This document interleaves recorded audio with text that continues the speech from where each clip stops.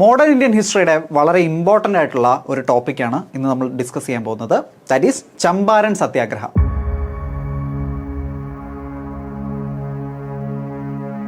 അപ്പോൾ എന്താണ് ചമ്പാരൻ സത്യാഗ്രഹയുടെ പ്രാധാന്യം എന്ന് നമുക്കൊന്ന് നോക്കാം. മഹാത്മാഗാന്ധിയുടെ ഇന്ത്യൻ രാഷ്ട്രീയത്തിലേക്കുള്ള തുടക്കം കുറിച്ച ആദ്യത്തെ സമരമായിരുന്നു ചമ്പാരൻ സത്യാഗ്രഹ.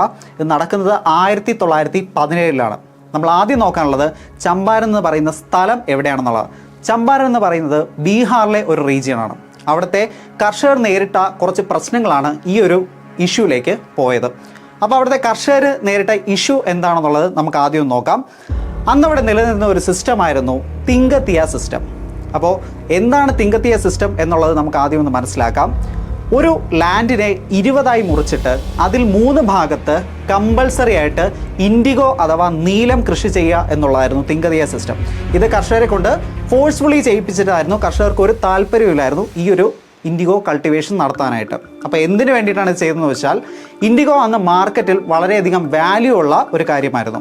വസ്ത്രങ്ങൾക്ക് നിറം കൊടുക്കാനായിട്ടാണ് അന്ന് ഇൻഡിഗോ യൂസ് ചെയ്യുന്നത്. 19ാം നൂറ്റാണ്ടിൻ്റെ അവസാന കാലഘട്ടങ്ങളിൽ പുതിയൊരു കണ്ടുപിടുത്തം ഉണ്ടായി. അതാണ് സിന്തറ്റിക് ഡൈയുടെ കണ്ടുപിടുത്തം. ജർമ്മനിയിലാണ് ഈ ഒരു കണ്ടുപിടുത്തം നടന്നത്. സോ ഈ ഒരു സിന്തറ്റിക് ഡൈയുടെ വരവോടുകൂടി ഇൻഡിഗോയുടെ ഡിമാൻഡ് ക്രമാതീതമായി ഇടിഞ്ഞു. ഇത് കർഷകരെ എന്ത് ചെയ്തു? പ്രതികൂലമായി ബാധിച്ചു. സോ പ്ലാന്റേഴ്സിൻ്റെ ആവശ്യം പ്രോഫിറ്റ് കൂട്ടുക എന്നുള്ളതായിരുന്നു. സോ പ്രോഫിറ്റ് കൂട്ടുന്നതിനായിട്ട് കർഷകരുടെ മേൽ അമിതമായ നികുതി ഈടാക്കാനായിട്ട് പ്ലാന്റേഴ്സ് തീരുമാനിക്കുകയാണ്. ഇതാണ് ചമ്പാരൻ സമരത്തിലേക്ക് നയിക്കാനായിട്ടുള്ള കാരണം. സോ ഗാന്ധിക്ക് ചമ്പാരൻ എന്ന് പറയുന്ന ഒരു സ്ഥലമോ അവിടുത്തെ ഇഷ്യൂ എന്താണെന്നുള്ളത് അറിയില്ലായിരുന്നു.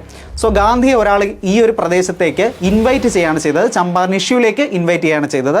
അദ്ദേഹത്തിൻ്റെ പേരാണ് രാജ്കുമാർ ശുക്ല. സോ രാജ്കുമാർ ശുക്ലയുടെ ഇൻവിറ്റേഷൻ പ്രകാരം ഗാന്ധിജി ചമ്പാരനിലേക്ക് എത്തുകയാണ്. ഗാന്ധിജി ചമ്പാരനിലേക്ക് വരുമ്പോൾ ഒരു ഗ്രൂപ്പായിട്ടാണ് വരുന്നത്.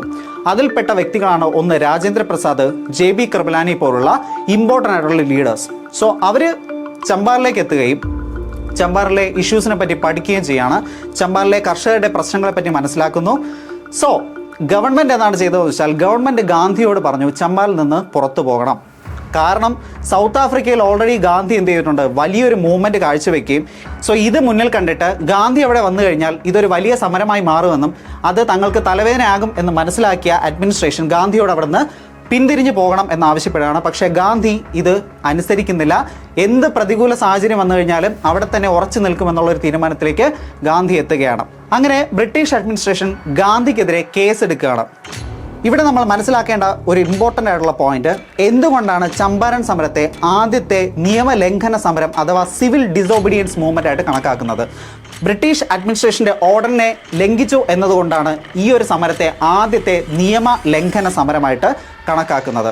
സോ ഗാന്ധിക്കെതിരെ ഡിസ്ട്രിക്ട് അഡ്മിനിസ്ട്രേഷൻ കേസെടുക്കുകയാണ്. ഇതിന് ശേഷം അവർ എന്ത് ചെയ്തു? ഈ ഒരു ഇഷ്യൂവിലേക്ക് ഒരു കമ്മീഷനെ നിയോഗിക്കാൻ തീരുമാനിച്ചു. ഈ കമ്മീഷൻ കർഷകരുടെ പ്രശ്നങ്ങളെ പറ്റി പഠിക്കാനും ഇതിലൊരു തീരുമാനം എടുക്കാനായിട്ട് കമ്മീഷൻ മുന്നിലേക്ക് വരികയാണ്. ഈ ഒരു കമ്മീഷൻ്റെ പ്രധാന അംഗമായിട്ട് ഗാന്ധിയെ കൂടെ നിയോഗിക്കുകയാണ്. സോ കമ്മീഷൻ്റെ പഠനത്തിൻ്റെ അടിസ്ഥാനത്തിൽ തിങ്കത്തിയ സിസ്റ്റം എന്ന് പറയുന്നത് കർഷകരെ എക്സ്പ്ലോയിറ്റ് ചെയ്യുന്ന ഒരു സിസ്റ്റമാണെന്ന് മനസ്സിലാക്കുകയും ഈ സിസ്റ്റം അബോളിഷ് ചെയ്യുകയും ചെയ്യുകയാണ്.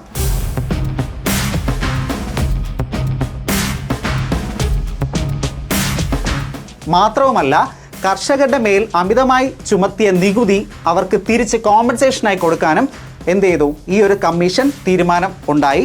സോ ഗാന്ധി ഇന്ത്യയിലേക്ക് വന്ന് തുടങ്ങിയ ആദ്യത്തെ സമരമായിട്ടുള്ള ചമ്പാരൻ സത്യാഗ്രഹ ഒരു വലിയ വിജയമാവുകയും ഗാന്ധിയുടെ സത്യാഗ്രഹ എന്ന് പറയുന്ന സമരമുറ ഇന്ത്യക്കാർക്ക് പരിചിതമാവുകയും ചെയ്തു.